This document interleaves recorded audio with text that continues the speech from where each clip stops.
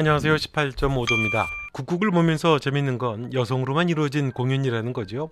남역을 여성이 합니다. 인기도 그래서 남역이 훨씬 많다고 하죠. 남역 스타인 문옥경도 가장 도드라져 보이고 또 매력적이기도 합니다.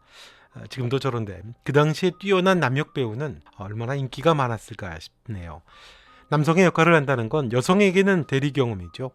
성 역할이 가지고 있는 한계를 극복하고 벗어나는 탈출구입니다.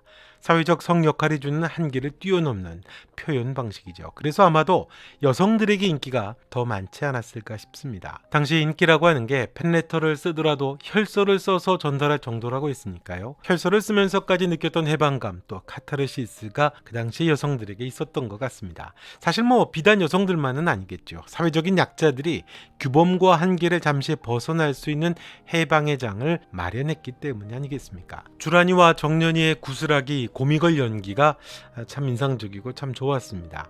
특히 주란이가 정년이 연기를 보면서 순간 얼어버려서 당황을 하며 제대로 대사를 못하던 장면이 정말 좋았었습니다. 정년이가 정말 소리를 잘하고 많은 사람들에게 감동을 주고 그런 장면들도 좋았지만 정년이를 정말 돋보이게 해줬던 건 주란이가 고미걸을 보면서 얼어버렸던 바로 그 대목이 아니었을까. 주란이의 연기가 참 저는 좋았었습니다. 평강공주와 바보왕자 오디션에서 주란이가 정년이를 피하는 대목이 나옵니다. 정년이 연기가 너무 강해서 상대가 매몰되기 때문이라고 주란이가 말을 하죠. 영설은 계산이 되기 때문에 편하다고 했었습니다. 그게 정년이를 국극 배우로서 더 성장시키는 계기가 되고 도전이 되겠습니다만 드라마가 살짝 비켜가는 걸로 보이죠. 어쩌면 중요한 이야기를 살짝 비켜가는 걸로 보입니다. 고미걸 그러니까 문옥경처럼 남력을 너무 탁월하게 해낸 정년이로 인해서 주란이가 처음으로 아마도 이상한 감정을 느꼈던 걸로 보입니다. 그 짧은 찰나 흔들리는 주란이의 표정 연기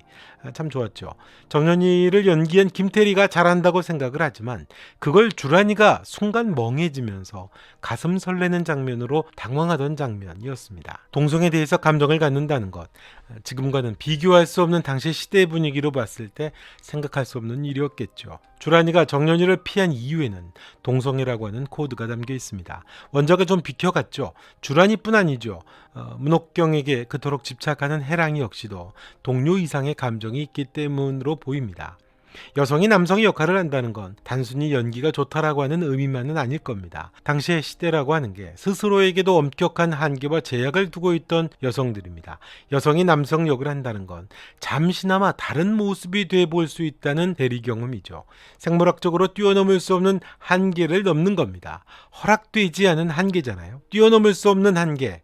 그리고 그건 사회적인 성이 주는 한계인 것만큼 시대가 여성에게 주는 한계와도 맥을 같이 하죠. 남성 역할을 한다는 건 여성에게는 그래서 해방과도 같은 의미였을 겁니다. 주란이가 당황하면서 피하던 것도 결국 현실에서 극복할 수 없는 한계라는 이야기죠. 국국이 그토록 매력적이었던 건 특히 여자들에게요. 여성과 여성이 무대라는 공간에서 보여주는 근기되는 사항들, 한계들, 그 중에 하나 애정 연기이기도 했거든요. 무대라는 공간에서 가상의 성 역할이지만 사회적인 규범을 벗어나는 현실을 보는 거니까요. 단순히 연기와 소리만이 아니죠. 금기되고 상상하는 것조차 스스로에게 한계를 정하던 그런 여성들입니다. 국극에서 여성들은 사랑도 하고 배신도 합니다. 가장 금기되는 것들이 허용되는 공간이죠. 그것보다 더 사회적으로 금기되는 것들은 사실 없거든요. 그게 자연스럽게 표현되는 공간이기에 여성이 억눌린 채 숨기고 있어야 했던 욕망, 소망, 어떤 성적 주체성까지도 대리적으로 경험하고 위로받았던 것, 그게 국극이었기 때문에 그토록 인기가 폭발적이었던 것 같습니다. 주란이는 가상의 현실에서 자유로웠던 그런 정화된 감정이 진짜 현실이 됐던 겁니다. 위험한 도전과 갈등으로 많은 이야기거리가 될 수도 있었겠죠. 약자들이 갖는 어떤 깊은 유대감, 사회적 위치에 대한 도전의 의미까지도 담겨 있을 수 있는 거고요.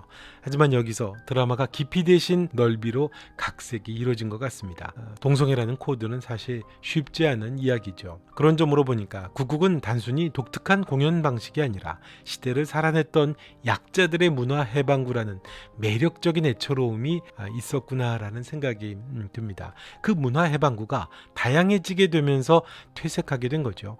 산업사회가 오면서 문화를 소비하거나 사회적인 표현 방식이 바뀌고 또 TV가 들어오고 영화가 들어오게 됩니다.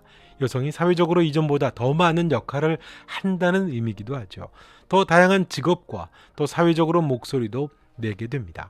해방구가 될 수 있는 효율적인 방식이 늘어나게 되면서 국국이 쇠퇴를 할 수밖에 없겠죠. 국국이라는 건 지금의 영화나 연극 문화의 뿌리와도 같죠. 지금도 뭐 영화는 소리내지 못하는 약자들의 이야기와 또 표현을 대리해주는 해방구와 같은 공간이 아니겠습니까?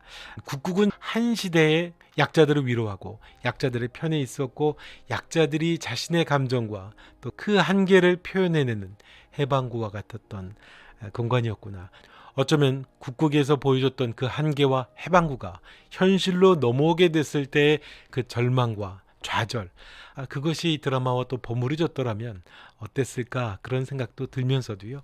그래서 소리 천재인 정연이가 어떻게 성장하는가에 드라마가 더 방점을 찍고 있는 게 아닌가 싶습니다.